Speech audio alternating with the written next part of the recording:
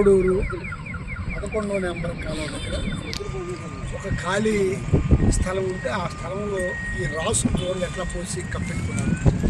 అన్ని చోట్ల నియోజకవర్గం మొత్తం ఆనగడ్డ నియోజకవర్గం మొత్తం ఇదే పరిస్థితి. కార్ రోడ్లు, ఖాళీ ఉన్న ప్లేసులు, మూలలో చిన్న చిన్న గుడ్లలో అన్ని చోట్ల ఇట్లా ఒడ్డు రాసులు పోసి కప్పెట్టుకున్నారు. ఈ కప్పెట్టుకున్నవి కూడా ఇట్లాగే ఉంటే పైన తీగిపోతే పాయ వచ్చేస్తే ముక్కిపోతుంది. ఏదైనా తీసి తిరగేసుదామంటే ఈ లోపే సింకులు పడే పరిస్థితి ఉంది.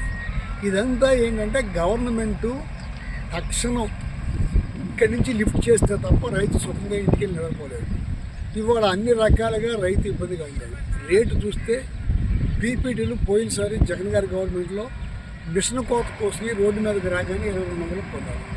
ఇవాళ 1400 రేటు అంటున్నారు. 1400 కొనేవాళ్ళు లేడు, 1250, 1275 ఇట్లా మిడిల్ మ్యాన్ పెట్టుకుని రకరకాలుగా మిడిల్ మ్యాన్ పెట్టుకుని డైరెక్ట్గా సంచులు ఇమ్మంటే సంచులు లేవంటారు, వీటిని దొరకలేదంటారు.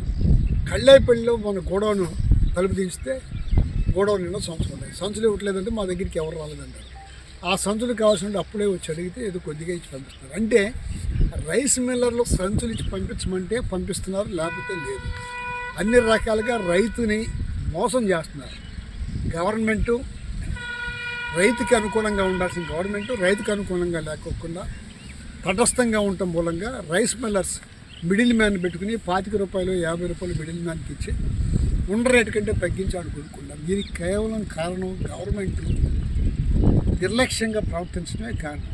దీన్ని చెప్పడం మాత్రం, మాటలు చెప్పడం మాత్రం నాదెళ్ల మనోహర్ గారు చెప్పింది ఏంటంటే 50 లక్షల టన్నులు మేము కొంటున్నామని చెప్పారు. ఇవాళ 51 లక్షల టన్నులు కూడా ధాన్యం అయ్యే పరిస్థితి లేదు, అమ్మే పరిస్థితి ఉండదు.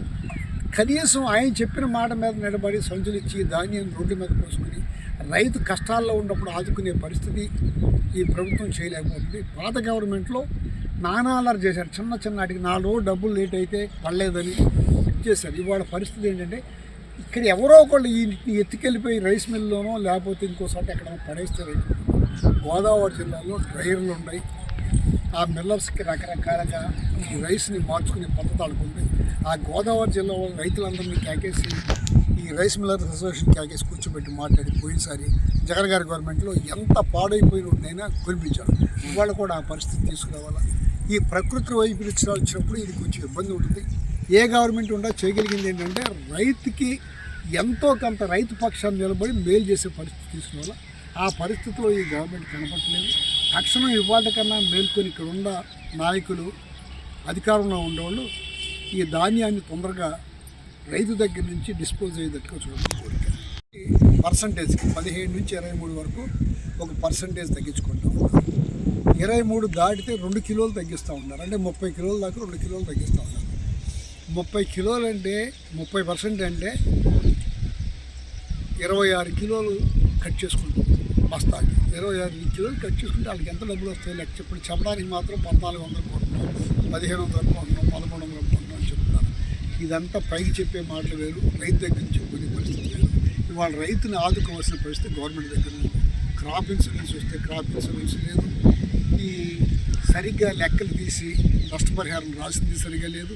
అన్ని రకాలుగా రైతు నష్టపోతున్నాడు. రైతును ఆదుకోమని తక్షణం వైఎస్ఆర్సీపీ డిమాండ్ చేస్తుంది.